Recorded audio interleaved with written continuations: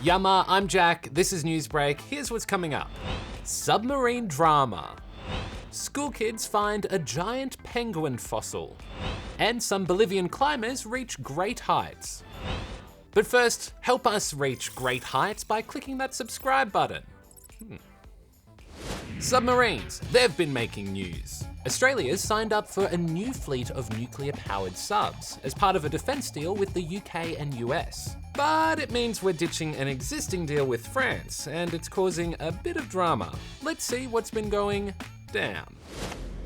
So we need to talk about the subs. You still want them, right? So I have a new sub arrangement with Joe. What? When it comes to these types of subs, it's not just lunch at play. Australia just made a big three-way military deal with the UK and the US. I want to thank that fellow down under. Thank you very much, pal. Did you just forget Scott Morrison's name?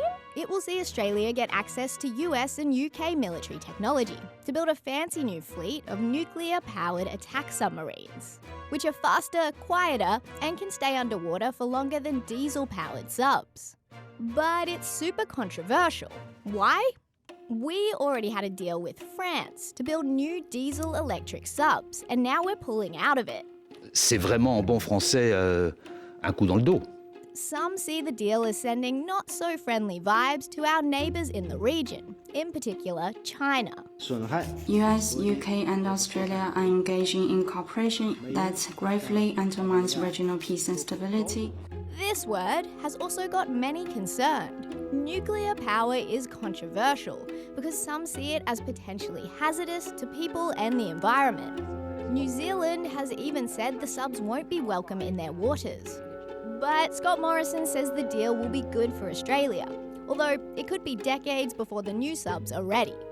Meanwhile, tension here has cooled over lunch. A fossil discovered by school kids in New Zealand has turned out to be a new species of extinct giant penguin. And when I say giant, I mean 1.4 meters tall, which is a lot of penguin. Its remains were discovered back in 2006 by the Hamilton Junior Naturalist Club, but it's taken this long for researchers to confirm it's a whole new species. Speaking of New Zealand, what if it wasn't called New Zealand anymore? That's what some Kiwis want. The Maori Party has launched a petition to change the country's name to Aotearoa. Liv explains. You probably know the home of the haka, Lord, and Lord of the Rings as New Zealand. But in Te Reo Māori language, New Zealand is actually known as Aotearoa. That translates to the land of the long white cloud. And if the Māori Party have their way, that'll be the country's official name. It actually is the original name. So we're trying to restore versus change. They've launched an online petition which already has tens of thousands of signatures. And they also want to see all European place names changed to their Te Reo Māori names by 2026. Te Reo Māori is an official language of New Zealand, and a lot of places already have dual names. Last year, PM Jacinda Ardern said she was happy for people to use Aotearoa, but an official name change wasn't on the government's agenda. While some locals would rather things stay the way they are, others say this will always be Aotearoa to them.